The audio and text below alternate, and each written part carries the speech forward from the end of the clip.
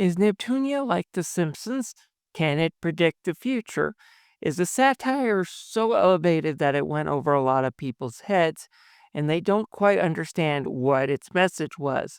Well, this video we're going to explore, and I think a lot of people who critique Sisters versus Sisters may have missed what Idea Factory and Compile Heart's message is and why it's so spot on when it comes to the game industry that it's kind of a shame a lot of people, especially in the game industry, really missed what the message was.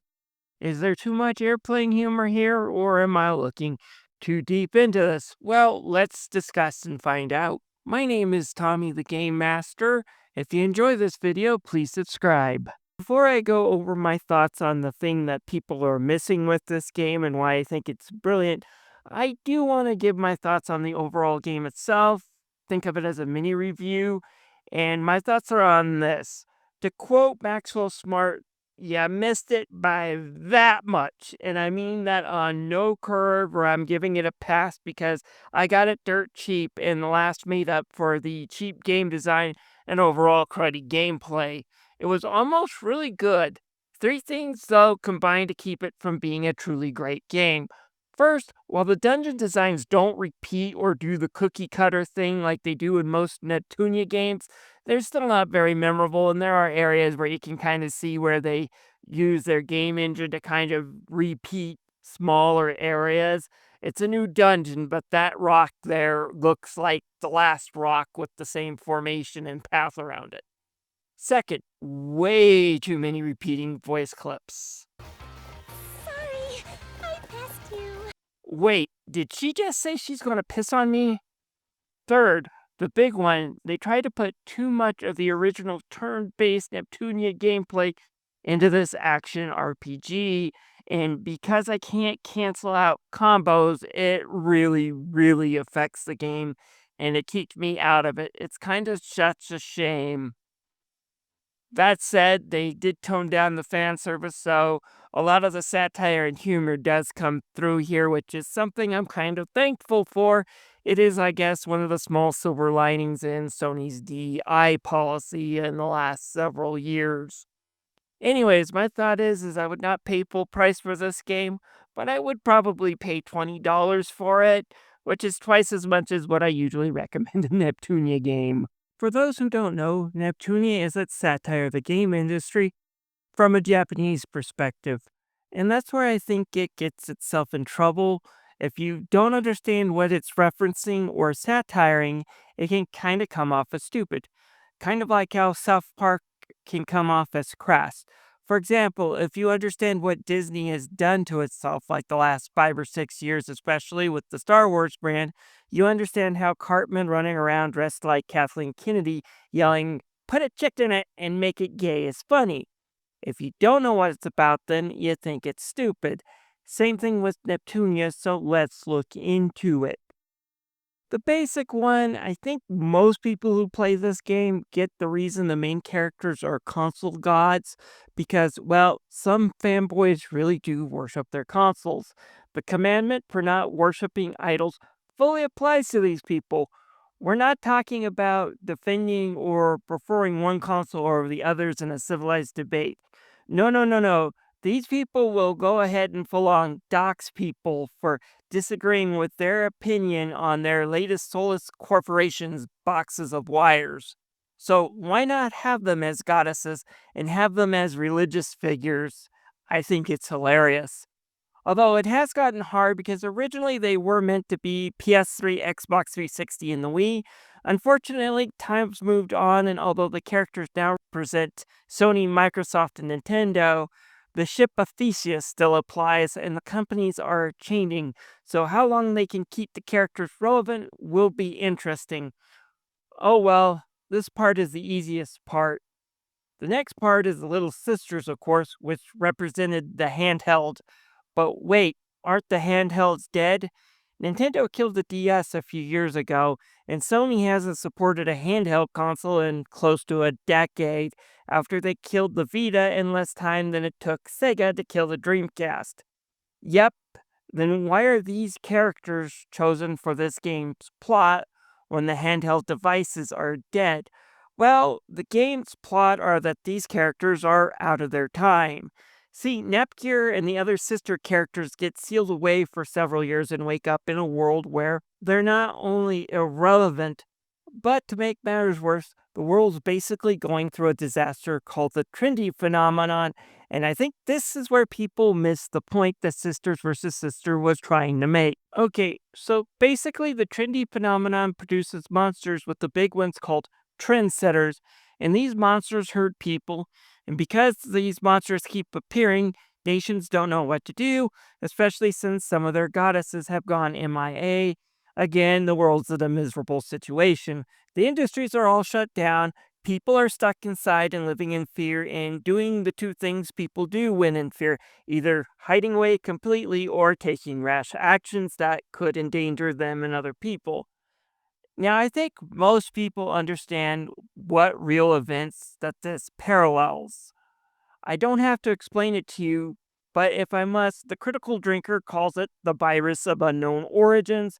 I think I'll call it the 19 shots of Corona because that's how many shots the last administration tried to force me to get in order to go outside again and keep my job. Anyways, I think most people get that it's related to the 19 shots of Corona and the problem and debates people had trying to get through it, and the economic issues that is brought up, and government control. And I think Idea Factory did a decent job of using it to satirize how this would affect the entertainment industry. But they don't quite understand why Idea Factory called their 19 shots of Corona the trendy phenomenon. Is being a trendsetter as bad as a virus that killed millions of people? So if you like doing your own thing, are you going to cause a global meltdown? Is that what they're saying? No, that's not what they're saying at all. So, what are they going after? What are they warning about here?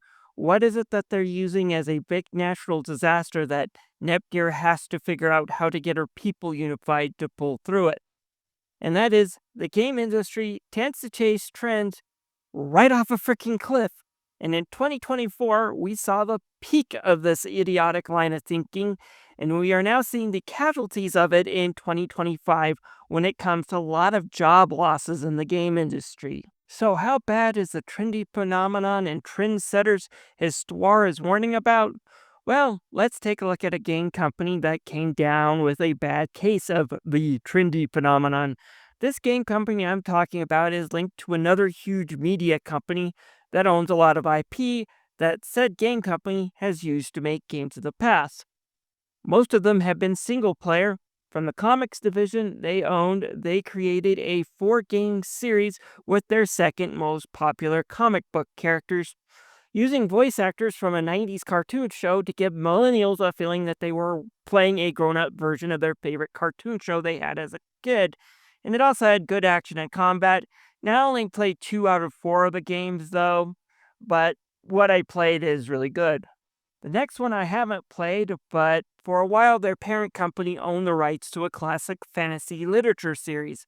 It was a fantasy series no nerd can claim their nerddom without at least reading part of it, and most hardcore nerds can quote the damn thing from heart. But this game company here had a developer make 2 single-player games and even patent and invaded new systems around it. I own both games, never got around to playing them, but I hear they're good. And then finally, another big hit, which was a bit more of a newer fantasy series that's aimed more at a younger audience about a school full of wizards, which was released in 2023 and was quite successful, possibly being one of the best selling games from that year. And again, I own it and I haven't played it. So, what went wrong? Well, you see, several years earlier, a game called Overwatch was released, starting the live service era, which does cater to some fans who like online games and want that kind of game play where there's always constant upkeep, and there are enough people playing these to cater to the audience. But to say it doesn't appeal to everyone is an understatement. But nonetheless, the game parent company looked at it and went, oh, yeah, we have to have it and force their developers, especially the one in the comic book game series, to work on a live service game, despite specializing in single player story based games and having no freaking clue on how to make a proper live service game.